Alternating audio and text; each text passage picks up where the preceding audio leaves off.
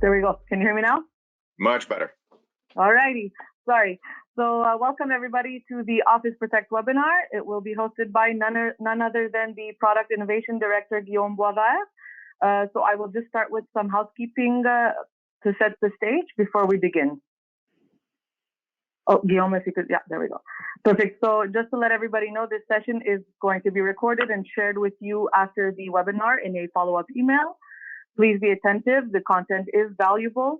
This will be an interactive session, so please make sure you ask all your questions and address all of your concerns. We will have a Q&A module at the end of the session. You can always also use the Q&A within the chat, and we will address all of those questions during the Q&A. And there will be a survey to fill out at the end of the session, which is very important as well for us to improve and adjust as we go. And if you have any additional questions, please don't forget to reach out to your account managers. Guillaume, over to you. Thank you very much. Let me see if I can turn on the webcam. Here you go. Live from my basement. So thanks, Len. I want to put a little bit of point of emphasis on the questions. Do ask questions. This is meant to be a technical training in a sense that we want to look at implementation of Office Protect. And if you have specific question about your own implementation, your own scenarios, if you have customers that are in particular situations that demand certain restrictions or you just want to have advice, please do ask the question in the QA box of the software.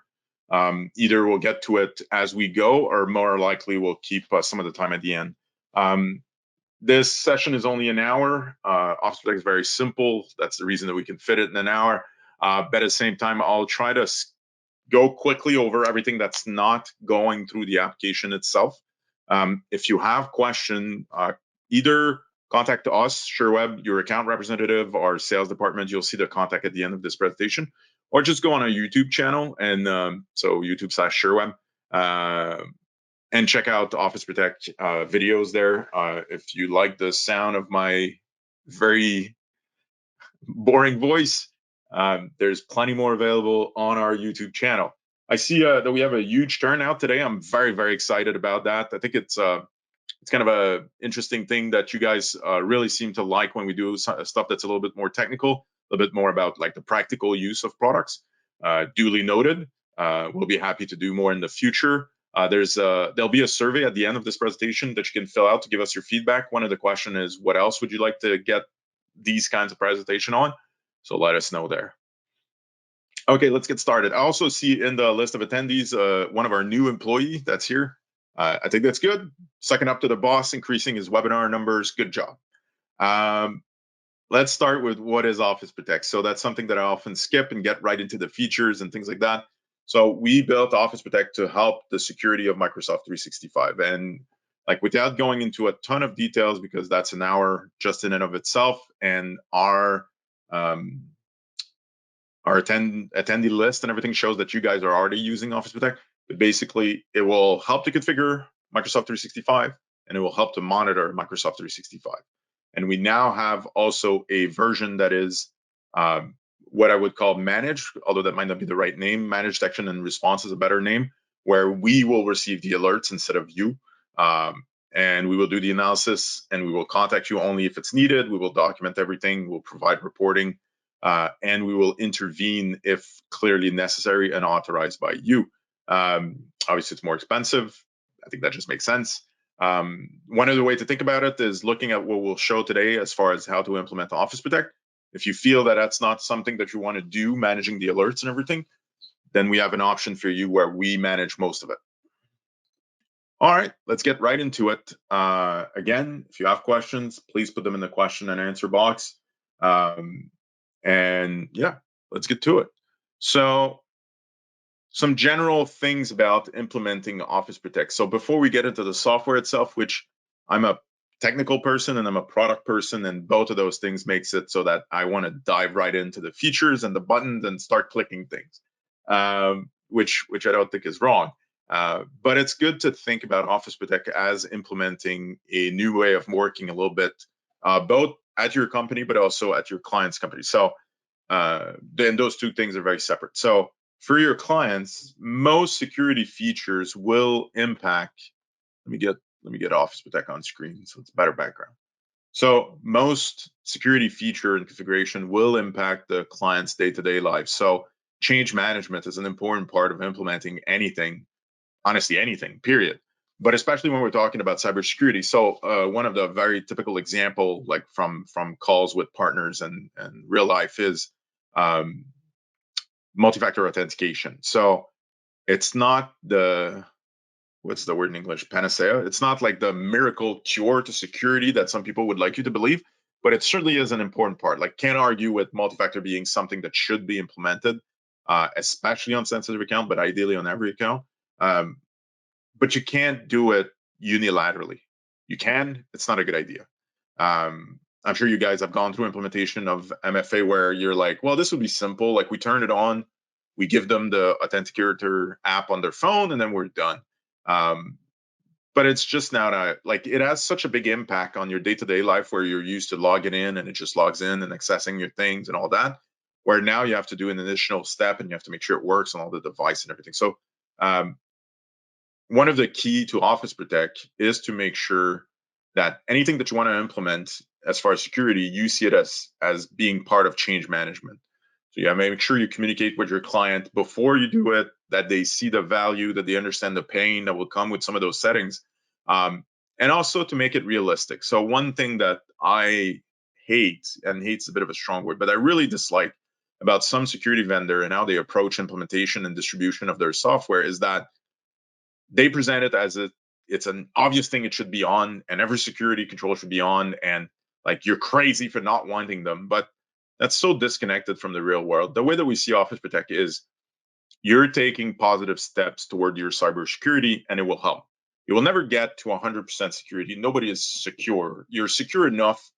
You're more secure, but you can never be completely protected. So the idea is everything that you do is a step in the right direction, and you have to build.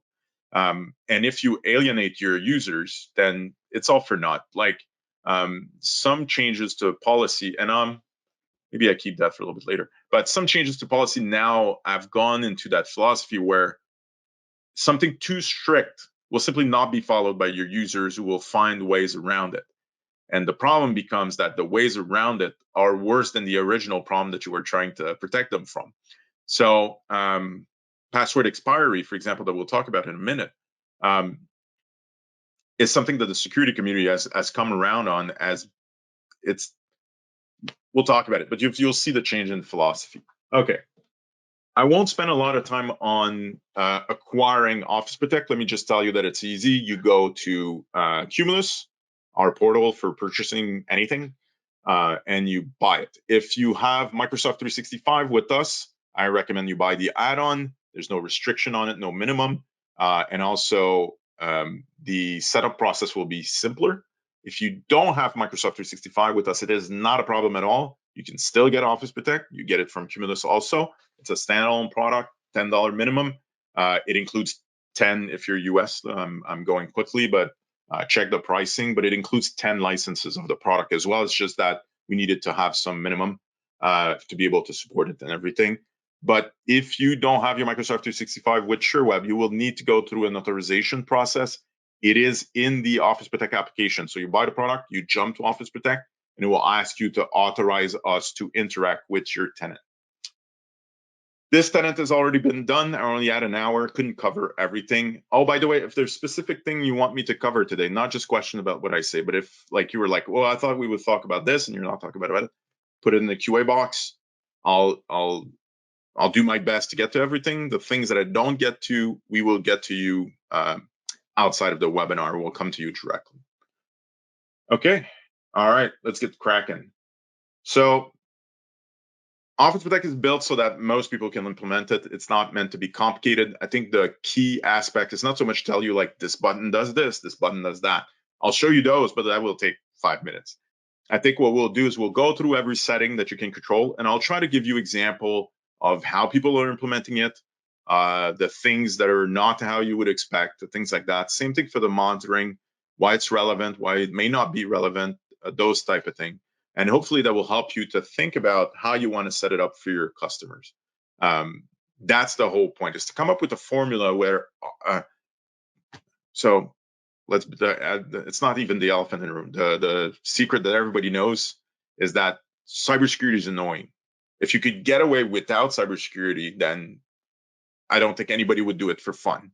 The idea is it's a necessary evil, but the way that you implement it has to fit your reality in a way that makes it practical to use, and if people are happy can tolerate what they have to go through, and it's not a hindrance to business. Cybersecurity is there to protect business. It cannot stop business. It has to protect business, and that's a big difference. Okay, I wish I had a co-host so I can interact with, but you're stuck with my monologue about all this. So when you get to Office Protect, this is what you get. You would get your list of tenants here. If you have multiple ones with us, they will all show up here. You can use this to filter and get quickly to the ones that you want to have access to. They're in alphabetical order. That's it. You would not get the add tenant button. This is because this is a bit of a demo environment. You would add tenant through the Cumulus portal. So if you want to add another tenant, you just add it in Cumulus and automatically it will show up here in your list.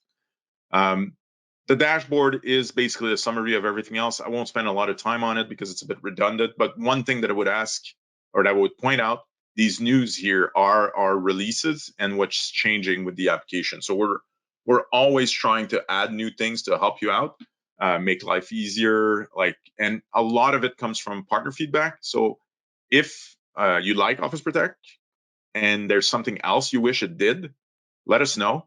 Chances are it might happen. Maybe not, may not take 5 minutes, but most of the new feature that we introduce is direct feedback from our users and partners. Okay, let's go to the setting because that's where most people would get started, and that's what I recommend as well. When you get to this page at first, it will not be on a profile. I wish I had a completely blank account, but just for speed's sake, I use one that was already set up. What you would see here when you show up is no profile, which is normal, the list of settings that you can control, and this middle column would be filled with what is currently set at your Microsoft 365 tenant. So the settings that are there, we read them, and we report them here.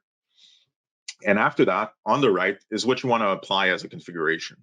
So generally, it would, you wouldn't have anything really to apply there. So the idea is you want to pick a profile and then customize it. That's how generally it's implemented. So the three that you would have when you get started is those three at the top, the ones under the header Office Protect. So low user impact, recommend the best practices, and max security. There's a little bit of a description here of what they mean and why we created them. We kept it to three because basically we realized pretty quickly that people would customize them anyway. The idea is to give you that as a starting point, and that's what I would use it for.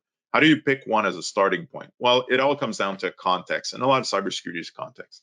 So depending on the type of user, your end customer, your relationship with them, and the type of project that you're trying to start, then you would pick one. So let's say you're getting Office Protect because you want the monitoring, you want to know what's going on, but you're not ready to change a lot of things within the tenant, then I would go low user impact, because that's basically what it is. It will activate things that will help cybersecurity, but it won't bother the users.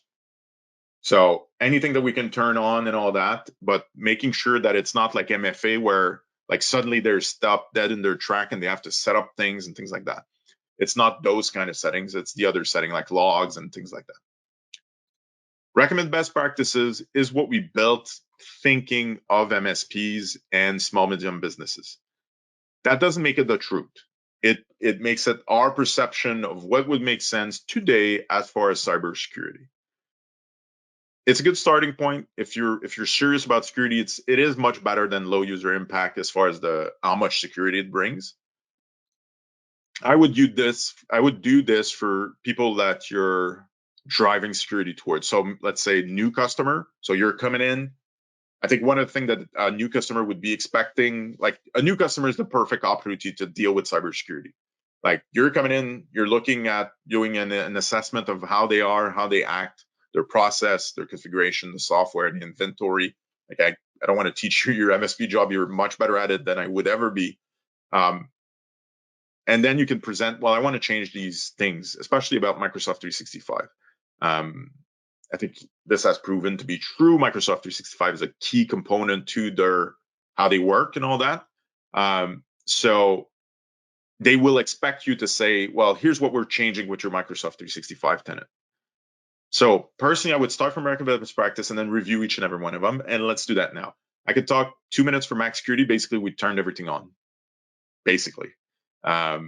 If you are, let's say, for example, implementing this at somebody that has a very, very high compliance requirement, like a military research, zombie remedy like facility, then I would probably be first running away, and then secondly using max security as a starting point.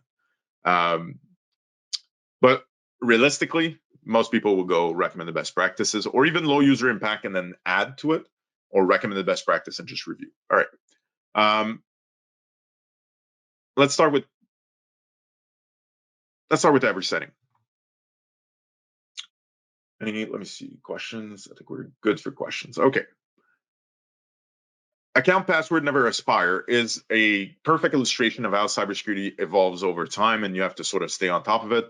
Somebody like Sherweb can help you with Office Protect to stay on top of it for, in this case, Microsoft 365.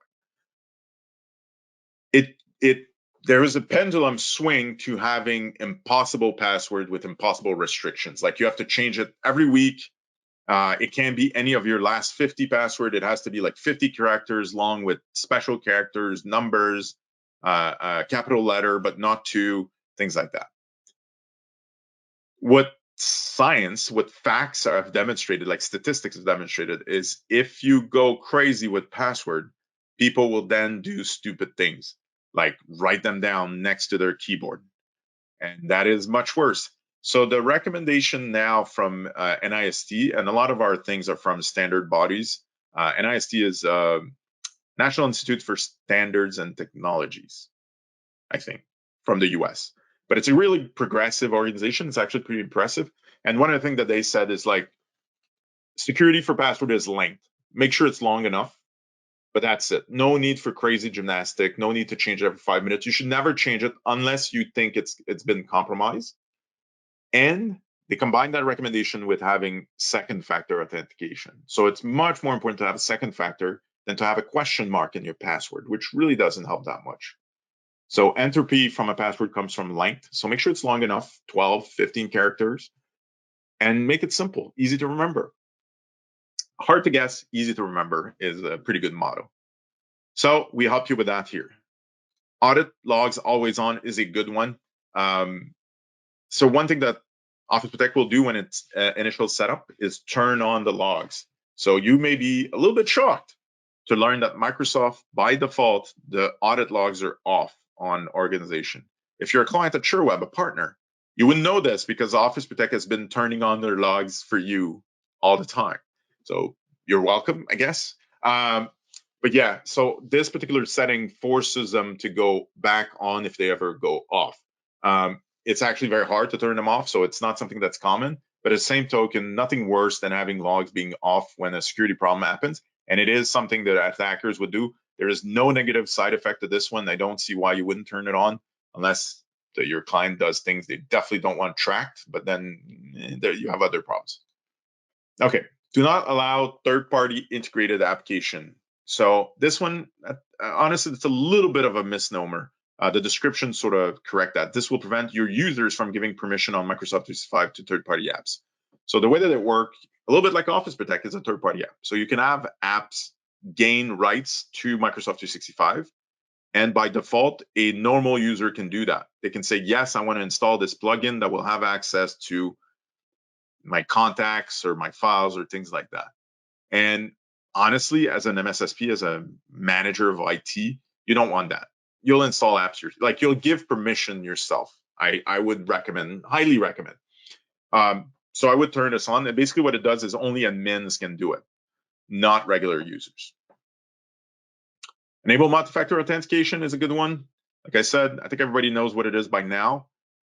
So basically this will enable one version of multi-factor authentication because there's multiple in Microsoft 365.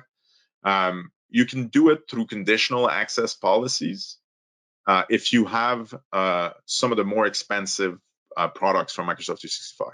So a big thing about Office Protect is we wanted the controls to work for everybody or just about everybody, not necessarily to require like Business Premium or E3 or E5. So we use the one that's accessible to everybody. If you want to do it through conditional access, that's just as good, probably a little bit more flexible.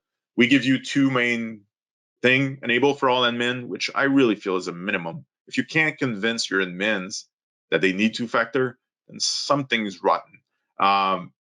It's better for all user, but it's definitely more work. So we give you the opportunity. Do not modify is to be used if you have a fancier implementation of multi-factor authentication. So if you've implemented it in a way that's like has groups and things, and some people have it, some people don't, blah blah blah, just leave it on ignore, and we won't touch anything. Easy like that. Okay. I recommend admins at a minimum. Let's get there someday. Like it's been long enough. Let's get it done on all admins at least. You can also do it through security default, but that's another conversation. Block bad file extension attachments. So that's my fun quiz. Like, what attachments are blocked by default in Exchange? The answer is none. It does look like in Microsoft 365, it will look for malware and things like that a little bit, depending on what SKU you have, a little bit or a lot. But they don't block by default. And honestly, how legitimate is what's a good one from history? Because I'm old, you can see the white, like a .pif. How legitimate is it to get a .pif? It's not. So this is a bit of a no-brainer to do it at least lightly. I think the only case where this has turned out to be a problem was somebody that had a shop that had a lot of software developer, and they would trade code using attachments. But honestly, I think the partner did the right thing, is basically told them like that's now how you share code. You don't set it as attachment. Like you use GitHub, some kind of source control, like whichever source control you want. So this is basically just a lot of those, like the majority of those, and I'll touch on the ones that aren't, but as a general rule, this leverages the features of Microsoft 365. So for example, this is a configuration in Exchange. This is the setting in Microsoft 365 as well. Same thing here. And when we're talking about some of the more complex stuff, it's Exchange rules that we're creating for you. I'll talk about that in a minute. Block top spamming countries is also an interesting one. So, it's a little pale here. If I go like this, here you go. So, how do you block the top spamming countries? It's the reason I'm grinning and having a good time is because if you were to block the top spamming, let's say you were to block the top 2 spamming countries, you would block China, which is probably fine in most cases, and you would block the US, which is probably not fine in most cases. So this list is not actually the top spamming countries by volume, because otherwise US would show up very, very quickly, and other countries from which you want to get email. What we did is we used statistics that give us the quantity of spam that a country will send, and also the quantity of legitimate mail traffic they have. And we made a ratio, and we took the people that had the worst ratio of spam to legitimate. And I'm sorry for the people that are from the countries that are shown here. It's just that's the statistics provided by Talos, which is Cisco affiliated. I'm not we're very transparent in how we work. Obviously, this is all editable, so you could pick to like if they have a lot of business in China and like factories and everything, you want to remove it. No problem at all. Okay, let's move on. How am I doing for time? All right, I'm gonna have to speed it up a little bit. I know I'm talking already pretty fast.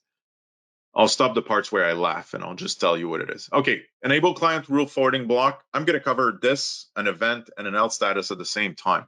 This is now the most common thing that an attacker will do when they get into an account, be it an administrative account, regular account. The first thing that they'll do is they'll set up some kind of mail forwarding to themselves, like towards some kind of Gmail or something. And basically the reason that they do that is most breach are not like they'll use it to get information about the company that they breached in before they do something else like business email compromise, like try to scam for money or even do ransomware, things like that. And getting like the emails coming in is a good source of information, but it's also not dependent on losing access. So you realize you've been breached, you change your password, you enable 2FA, great. The person doesn't have access anymore. But if you don't notice that they had a forwarding rule that was sending them email, then you're screwed. So enabling that is a good idea. The problem with that one is that some people use forwarding correctly, or as in they need it and you can't block it. I'll talk about what else we do in the other section if you have to not turn it on. It'd be great if you could turn it on. If you can't, it's fine too. Like I said, like you have to enable business, not block business. Exchange scripting, PowerShell access. Oh, I jumped one. All right. Do not allow calendar details sharing. So generally that's off by default. It's only available to authenticated user, but sometimes it's not. And basically what that would give is the ability to people that are outside to see your calendar and get information. The reason that it's bad, it's not so much that they know where you are, although that can be helpful for an attacker. It's really just too much information. So the thing that they like, take phishing. I send you a phishing email and I know where you are and the meeting that you're having and things like that. It makes it more potentially more successful. So you want to block that, keep it to authenticated for sure. No real reason to allow external people to see your exact schedule. I don't recommend it. And again, it's not one that impacts people, so it's easy to implement. Forwarding block I talked about. Exchange script and PowerShell access. So by default, regular user can issue PowerShell commands to Exchange on their own account, like it's not a security hole in and of itself. The problem with that is, who does PowerShell? Really? Like admins? Sure, it's a powerful tool, and even software will use PowerShell. Office Protect uses PowerShell. But a regular user, why would they issue PowerShell command to deal with their email? So you turn that off, and they can. I would recommend it. I would do a little bit of an investigation to see if they use any software that use PowerShell first, like regular software within the organization. Look at my inventory of the software that they use to see if that's the case, but most likely it's not. So you can turn off PowerShell for Exchange. That basically prevents batch commands. So if you get hacked and they want to like download all your email or delete them, move them, something like that, they would do it through PowerShell. So you want to block that. Okay. Flag attachments containing link. That's an example of one that we got directly from a partner that said, hey, why don't I do that? Usually, can't you do it? And we did. So basically, we'll look at file attachments that it can read, and that's based on what Exchange can read. And if there's a link in the attachment, it will flag it with a warning that you can see here. Customizable, you can put your own warning. And it will say to people, hey, there's an attachment in there's a link in one of the attachment. Make sure you consider before clicking. And it's not, again, it doesn't prevent business, but it helps protect it. As a implementation guideline, we don't do it by default because we couldn't, but I recommend putting your contact information of your help desk or whatever it is here. I don't know if you can see my mouse. So that people know what to do if they're unsure, because uncertainty is not good when it comes to cybersecurity. So you want to give them a quick access to an answer here. And there's another example. Actually, it's the next one. Same thing. You want to put your contact so that they're not left wondering. So if they don't contact you and they don't do anything, then that's bad. You left them with a bad feeling about the cybersecurity. Or if they take action without asking you, that's bad too. So you want to make sure they can reach out and talk to you quickly. This one is similar, but not the same thing actually at all. It will append a warning if somebody is pretending to be from your client's organization, but it's not. So I'm assuming everybody has seen it. We've gotten it at Sherweb personally. Like I've gotten a bunch of them. An email will come from outside your organization, but it will have in the the name of your CEO, owner, somebody important at the company. We got them from Peter Kassar, one of the owner, and basically will ask for the employee to do something. And generally, it's a big scheme, so they don't ask for money or anything right away. They just say, hey, "Can you reach back? I need something," and then they'll start interacting. So we look at the from address and we compare it to all the users of the organization. We look at the domain, same thing. If they're trying to imitate the domain, and we'll put a warning. You can do that with Microsoft tools. We do it in a bit easier way because we put all user automatically and we update it all the time. Okay. I see we have a lot of questions, so I want to make sure I keep some time for that. I love questions because usually they're very hard to answer, and it's fun. Okay, let's keep going. I would turn it on. Okay, so why not turn this on? It's a good question, Guillaume, I guess. Um, there's some system that are external and that will put your name in it. The most common example is a ticket tracker. So we don't use it anymore, but we used to use Tracker. Literally, that's what it's called, RT Tracker. Um, and when it would send you email, there would be external email, but it would still put your name in it, so it would flag all the time. So that can be an issue. It's not that common at most organizations. We're looking at, do we want to put in a whitelist or not to help with that. But for now, I think it's better to have the warning a little bit too often than not at all. Again, put your contact here. I think that's best practice. Mailbox audit logs always on is the same thing. Well, not so same concept as the audit logs always on that we had at the top, but it's for the exchange log specifically. So thank you, Microsoft. You have to turn on multiple logs to get a full picture. One of them is the exchange log, mailbox logs. So we turn that on and we keep it on for you. This, FYI, will trigger. So if you create a new user, it probably will be off when you create it. So this will trigger and it will say, hey, there's a user that doesn't meet your requirements, like your setting, and it will turn it on for you. But you will get an alert, but it's not a real alert. Well, it's a real alert in the sense that we had to turn it on. It's not a bad alert in the sense nobody broke in. It's just that by default they're off, and you definitely want them in, like on. Okay, let's keep moving. Okay, the Zap feature. So Microsoft has a feature called Zap, and it's one of the advantages of using a platform like Microsoft where they control the anti-spam, anti-malware aspect of it, and also your mailbox. So what it will do, like what happens often with malware, is that when it comes in, nobody's seen it, it's fine, it looks fine, and then later it becomes bad. And the problem with that, with traditional other email security software, is that once it's past the filter, it's gone. Like it's in the inbox, they can't do anything because they're not connected directly together. It's just a filter. And if it gets through the filter, then it's through the filter. Microsoft, what it will do if this is on, is it will go into your inbox and zap the thing that was bad after they realized it. Like, so if it's 5-10 minutes later, it's usually pretty quick. It will go into your inbox and get rid of it. And that's a really good feature to have on. It should always be on, really. There's no reason not to have it unless you're like a security researcher. But that if you're a security researcher, all those recommendations don't apply. Okay, only allow emails in a specific language is the same thing as, well, same thing in the same category as the block top spamming country is. Really, why would you want email that are from a different language set than your business? So you might have 2 or 3 languages. Like, we're not saying everybody does business in English. That's absolutely not what we're saying. But let's say we're based in Canada, you might put English, French, even Spanish.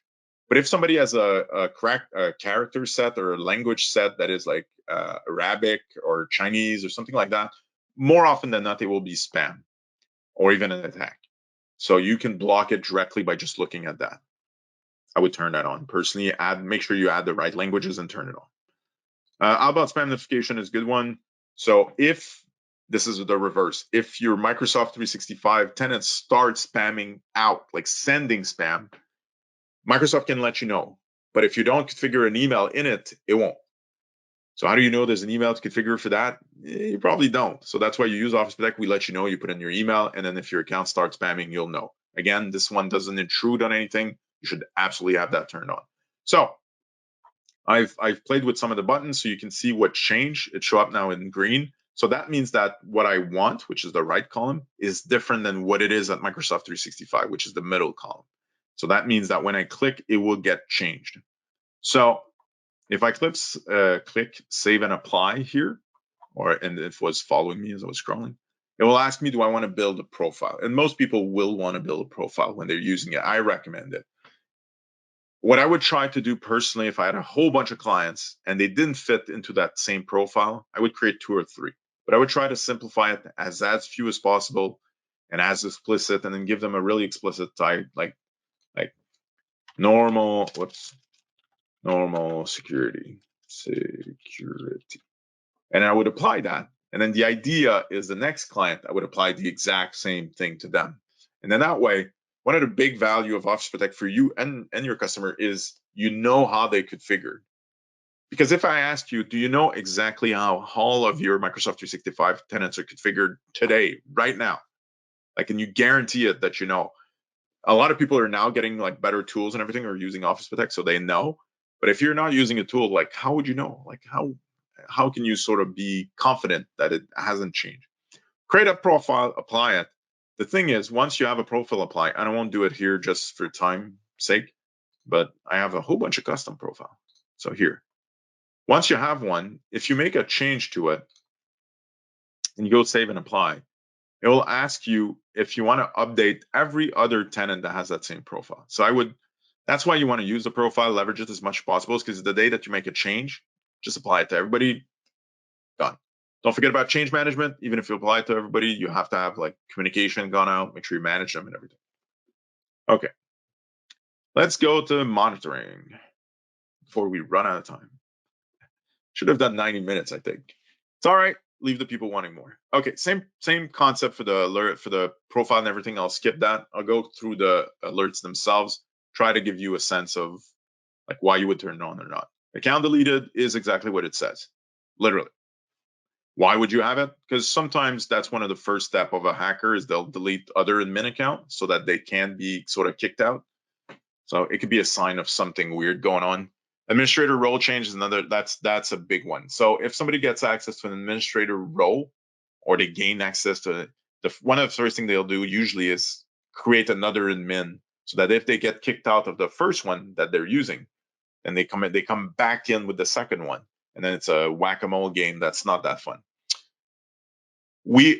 So to give you the inside game here, we monitor this by taking a snapshot of your user and their permissions, and then taking another snapshot and comparing, and we'll tell you what's different. It was a way to make sure we didn't miss any event or any changes. License assign is exactly what it sounds like. I think this one is a bit more of an administrative protection than a security protection, but it's still legitimate. Things like that I probably wouldn't have on alert. I would just have in the digest, or even just look at them in Office Protect. I think that's legitimate information, but it's not something you want to get awoken in the middle of the night for.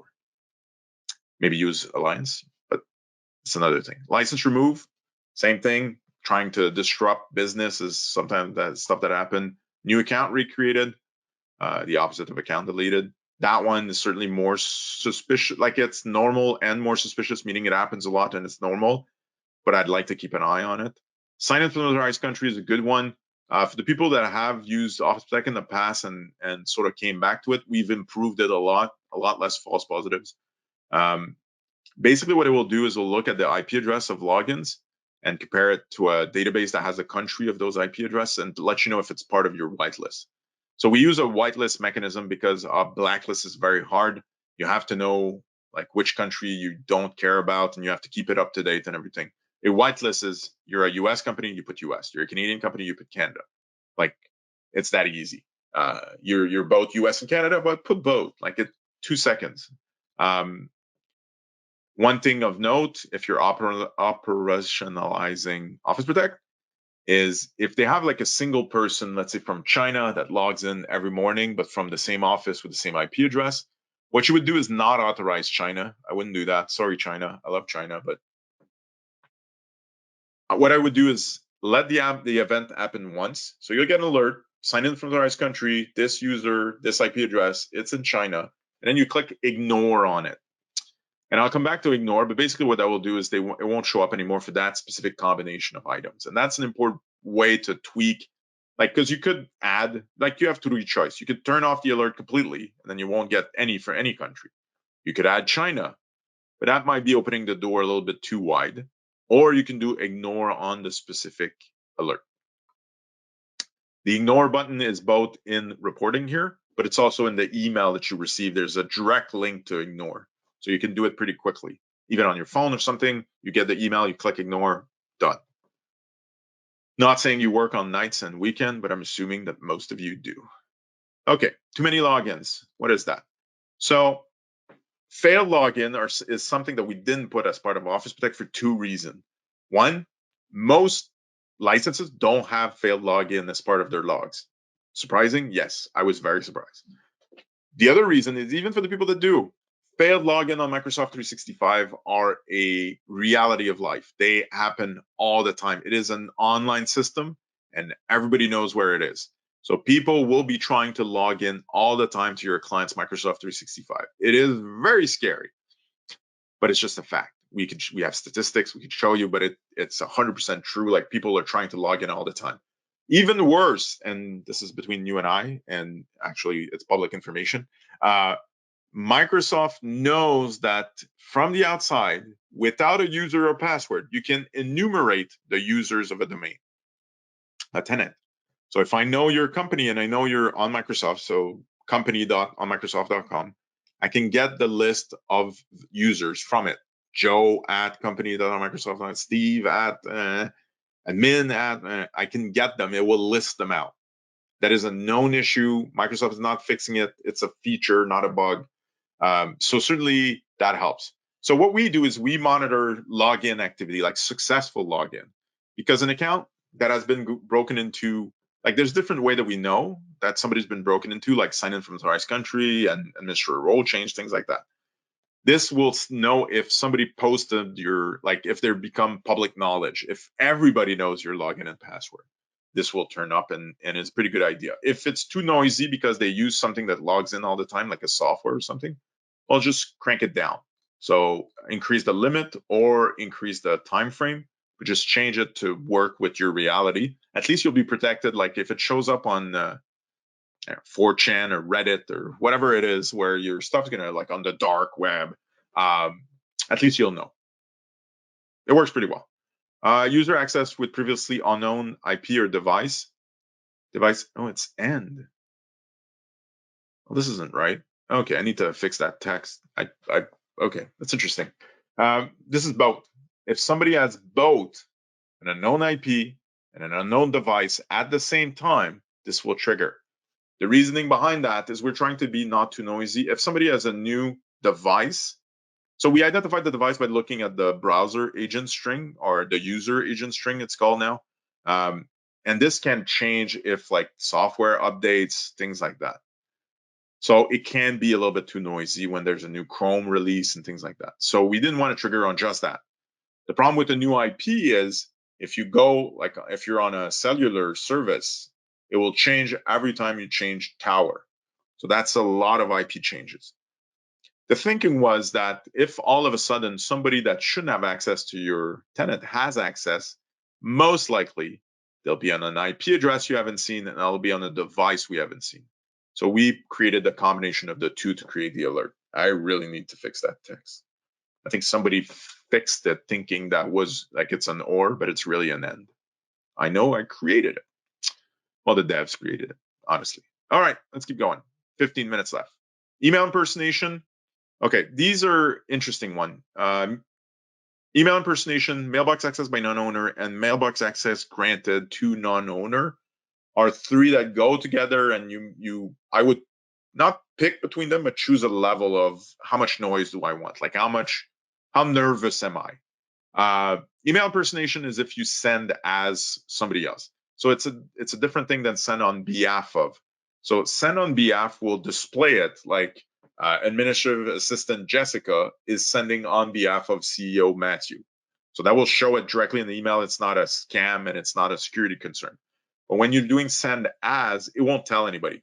So if you have an internal person internally that's abusing privilege, either a real employee or somebody that hacked and has access, sending as somebody else is definitely can be suspicious, but it can also be completely legitimate.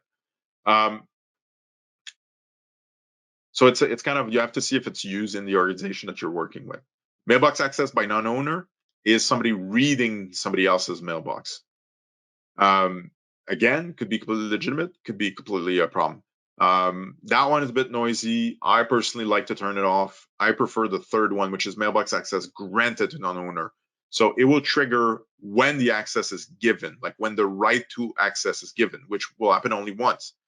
So you have to catch it, but if you're doing your job and you're attentive and everything, that's enough. So you don't need the mailbox access by non-owner. What you need is mailbox access granted to non-owner. So it really depends on how you want to operate. Yeah. Okay, going back, mail forwarding rule to external destination created. So Going back to the setting, I said, hey, if you have no choice and they use it, you can't block it. That's fine. This will tell you if a new one is created, and that's important. So I would definitely keep that on. Like if you block them, I would still keep that on, honestly, because then it won't trigger any alert, but I would always have that on. Okay. One of the questions somebody asked is, will there be a marketing webinar for Office? Like totally. There's been a few if you look at our YouTube channel, and we're going to do more for sure. Focus on Alliance, for example. Okay, let's keep going. SharePoint. File share publicly anonymous. So again, if your organization, your client operates that they use anonymous links for SharePoint and finds what they want to do to publicly share documents, fine-ish, they could leave that off. But two things. One, most of the people that we've seen that share anonymously don't know that they're doing it. They just think they're sharing, but turns out they're sharing with everybody. So if somebody gets access to the link, they have access to the file. The other thing is, it's not the right solution. So OneDrive and SharePoint a little bit more, but not really. So OneDrive is not the solution to share things publicly. Like use a website, use other products and services. Like it's probably not how you want to put things out there. Use a SharePoint site, like a public site. That's great. Sharing publicly, like anonymously from your OneDrive is just, you shouldn't do that. Item delete from attention mechanism. So just make sure I explain it. It's not, let's say you go in Exchange and you delete from the deleted item, it won't trigger. If you go in on the server and delete from where it goes from the deleted item, then it will trigger. Like it's the thing underneath the recycling bin. So same thing for SharePoint. It's the thing, like if you delete things that have been deleted already, then it will trigger. New SharePoint site created is what it is. It could be used to, like sometimes when they hack, they use your tenant to host malware and things like that. So that can help you to know. SharePoint site deleted could be people like that are doing vandalism. This is brand new, Teams. We're going to announce it a little bit later officially, and we'll have more than one. But we'll have a bunch of things around Teams specifically. So new team app install, like you can see the custom apps in Teams. So if somebody install one, it will let you know. Allows you to keep control of what's going on with your different users. I don't know. I would probably have that more as a digest than an alert. We'll have another one that's about the permissions to install apps and the consent. That one I probably would have it as an alert. Okay, these last ones are around Office Protect, and they're very, very interesting. So Outsiders decline, outsiders improvement. Keep them in mind. I'll come back to them when I talk about the outsiders in 2 minutes. Microsoft 365 change outside of Office Protect is an important one. So basically, everything that you saw in the setting, once you've set it, if somebody anywhere outside of Office Protect changes it, this will trigger and it will tell you what changed. So the idea here is, I know a lot of partners have, sadly, still have to give admin access to their customer, to their tenant. Like they're like, no, I got to keep a global admin. And you're like, well, all right, fine, like, keep it. Well, this is a way to monitor that they're not changing things they shouldn't be changing, or maybe one of your new tech is making a bit of a mistake in things that they're changing. Like this will tell you if somebody's sort of taking initiative where they shouldn't be. Okay, quick word on where things go. We separated alert and digest because some clients want to have the digest go to more management and compliance, and then the alerts go to like a service desk. That makes a lot of sense. You can send it to multiple. What most of our clients that are very involved, let's say with Office Protect, do is they'll send it to their PSA, and either they'll just put it in the PSA and manually sort of assign it to customers, or they'll parse the subject, because the subject will include the name of the customer. So if you can parse it, you can assign it automatically. Fair question from the public would be, why don't you do an integration with like ConnectWise and all that? The answer is simple, is yes, it's coming. We're working on it. In the next, and it's not going to be 5 minutes, but in the next year or 6 months, I would hope, let's say a year, worst case, we will have those integration. In the meantime, a number of our clients do it through the email here. Okay, save your profile, same thing. Did I change anything here? Let's change something. Same thing, can create the profile, I would. Still, like we offer a few things here, a recommendation, I would go from there, customize it. I don't want to repeat myself, but that's the same thing. Reporting is the flip side of monitoring. So basically, where do you go to see alerts? Reporting. This is a test account I don't use a lot, so let me go back in time a lot. You see how fast that was? That was like a couple of years of alerts. When, what, who, and a little bit of detail and where it came from. That easy, nothing to it. You can filter down, like if you're looking for what admin specifically did, like you can have just that. Once you do that, if you do export or send by email, it will send just this filter down version. So if you want to share something with somebody about a case, like, do you know what Steve did before he left? And then you filter by Steve events and then you share it, like that will work. We talked about ignoring events. You can do it here. So if I select it, I now have the ability to ignore it. Important thing to know is also you can unignore things. When they're ignored, they don't trigger alerts. That's fine, but they still show up. So they would be in the ignored event, and you could unignore them from there if you wanted to.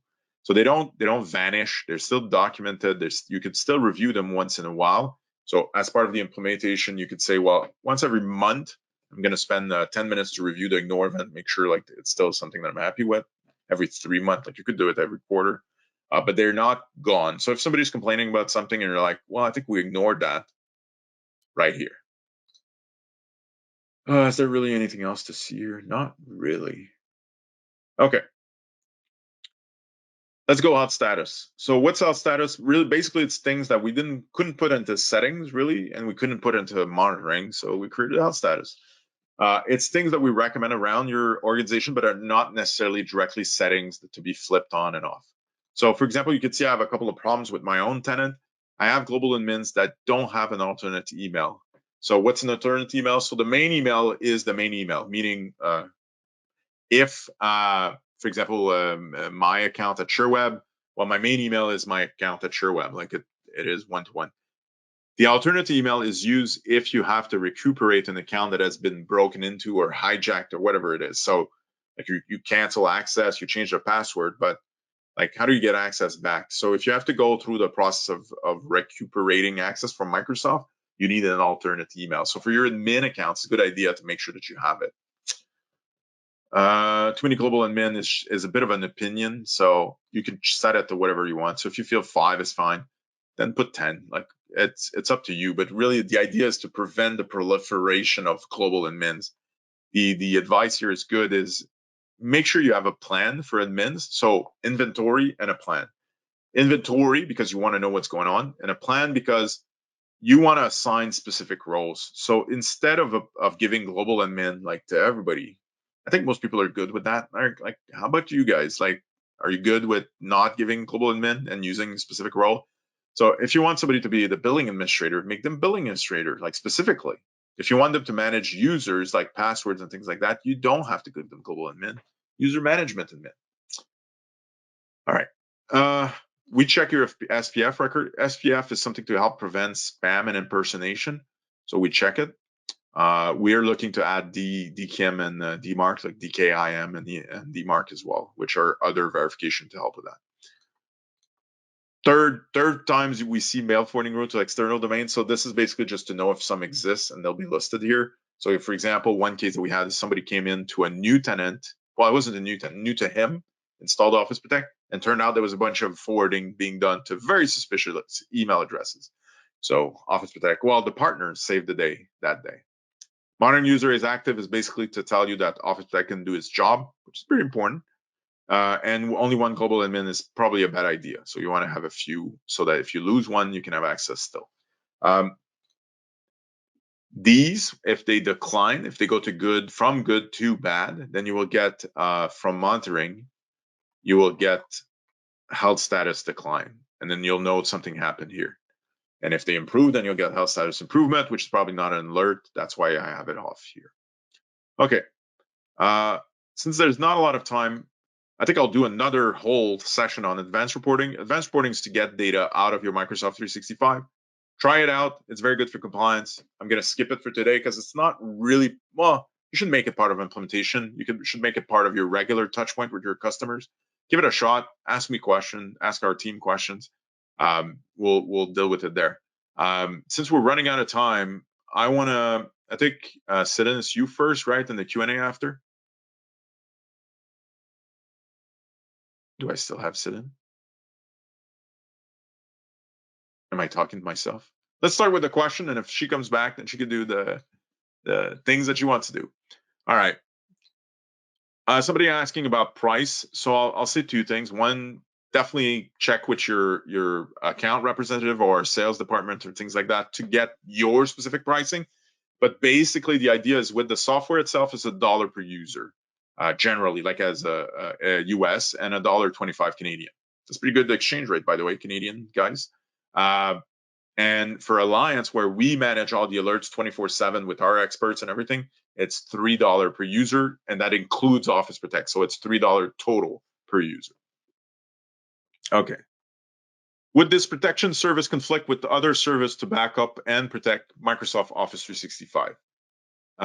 The vast majority of cases that we've seen, I can't make a blanket statement because there's so many software, but we haven't seen any interference, and it generally plays very nice.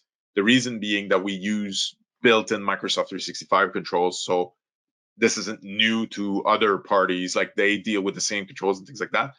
We've had a few conflicts where we were both trying to change things, but like when the third-party software was trying to control it, basically the person just turned it off, and Office Protect said, don't set it, like ignore it, and it worked just fine. So generally that's fine. It's not a huge concern.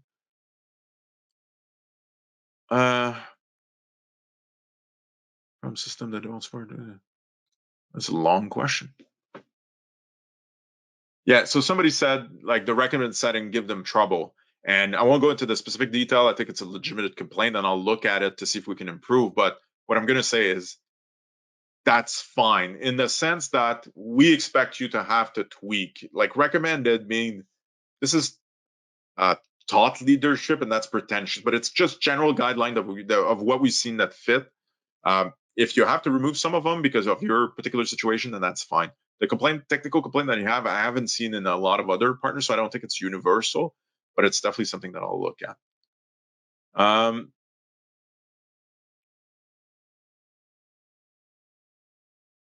Okay, so somebody asked, like one of the frustration they have with Microsoft 365 is if you look at the status of MFA, it says disabled. If they turn it on in OP, would they see enabled? They would. That's absolutely correct. One thing of note with MFA is there's enable and there's enforce, and they're not the same thing. Enable means it will ask you to do MFA, and then enforce will force you to do MFA. Something to keep in mind. Will this affect program like, well, again, third-party programs? Not generally. Regarding MFA, when you move MFA, yeah, a lot of question about MFA, and I'm not surprised because it is a big part of security. Enable MFA, do you do it by enabling the web MFA with Office 365 security default or the conditional access? So Office, I mentioned a few ways that MFA can be enabled for Microsoft 365. The way that we do it is the web MFA is referred to here. That's not what we call it. Like we call it the user-based MFA. This makes it confusing by having different, yeah, definitely. So why is there multiple? Why doesn't everybody have access to the best kind, which is conditional access? I don't know. It's feedback that we've given to Microsoft. Generally, Microsoft does care about the feedback and will improve, but for now, there's multiple. We use the user level one because that's the one that everybody has access to. If you have access to conditional access policies, then have a look. Security default also good, but something for you to consider. Yeah, so here's a good one.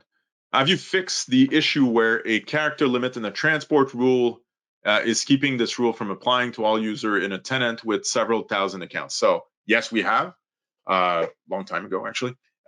So the reason that Microsoft only allows you to do, let me show you quickly, running out of time. Thanks for everybody that was here. If you have to run, I understand. Again, this is recorded and the extra time will be recorded so you can listen to the Q&A as well. Everybody stayed the whole time. I'm very impressed. Like everybody been real good audience for sure. So flag phishing email, this one. So in Microsoft, you can set it to 30 people to protect maximum, like 30 people that can be impersonated that you don't want to. We do it for everybody all the time. And the reason that how we do it is we split the rule into a bunch of rules. So we'll automatically split it in rules that are the correct size. So that is okay. Do you need to rerun the wizard every X amount of times per year to apply the setting to new users? So generally, no. I gave the example of the mailbox audit always on. It will sort of apply itself as soon as it turns on. And honestly, most of the settings are tenant level. So everybody that's in the tenant will be affected. It's a good idea to go check if everything is to your liking once in a while, but no, it's not necessary. Skip a couple. Can we do specific account?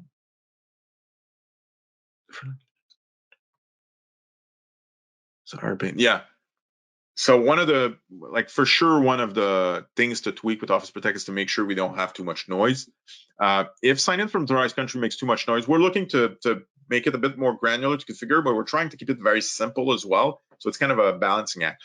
Honestly, one thing that we've seen people do is to turn that one off completely. I don't personally recommend it for most company, but if really you have a situation where it's too noisy, and they rely on the other alerts to tell them if something is going on, because generally what we've seen, let's say most things are on, if you have a security issue, you'll get multiple alerts of different kind of alert that show you that somebody is doing something wrong. Client, the executive, that's not telling me that someone received a phishing email in his email box.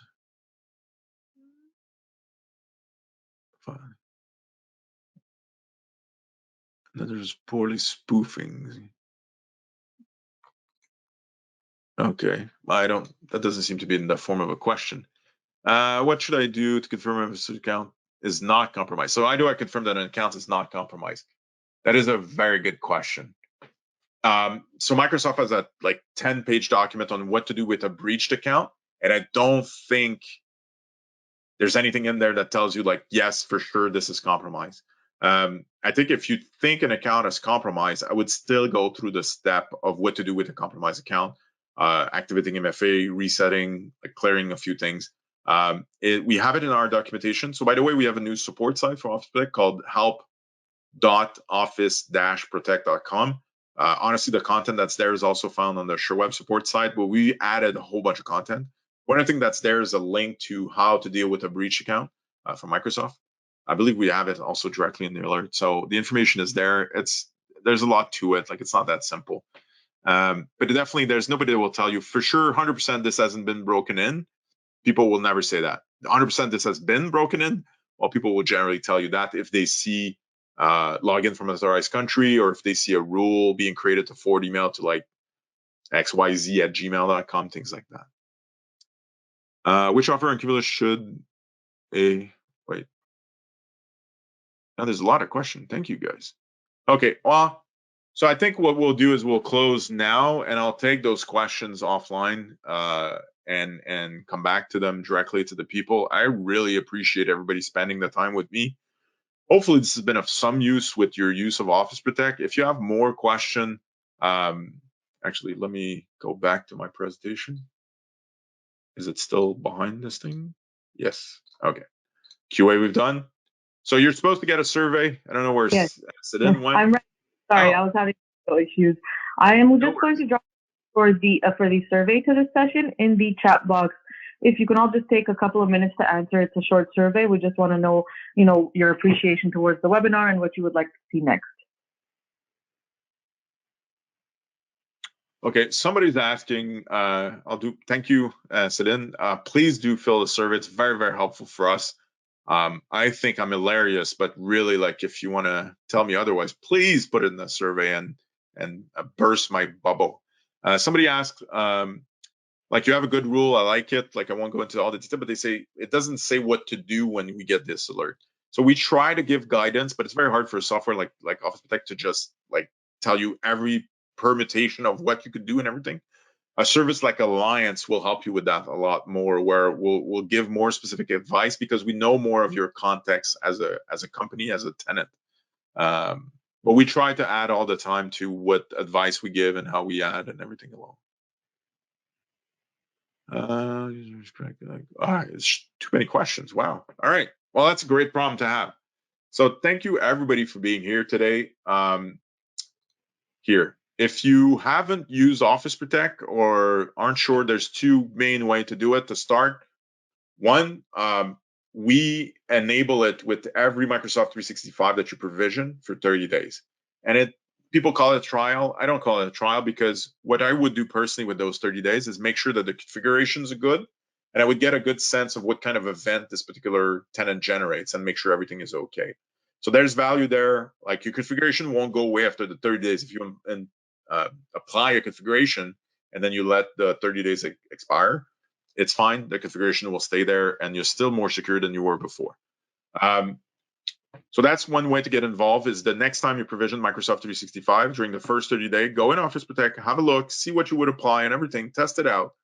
The other way is the NFR program. So not for resale, for our partners exclusively. You get access to Office Protect Core for free for your own tenant. And we have discount on Alliance as well. So whichever one you want to get into and get started with, the NFR program is a really, really good deal. Quick shout out at the bottom to all the other security products that we have now. We have a pretty complete offering nowadays. So have a look, see, ask us to recommend a security package for your clients, things like that. We're happy to help you. On that, thank you very much for being here. Thank you, Guillaume. And I just wanted to add, I added the links that you were mentioning in the chat box as well. In the follow-up email, everyone will receive the recording. I'll make sure to package the FAQ with the questions and answers provided and the links that were provided as well. Thank you, Guillaume, and thank you, everybody.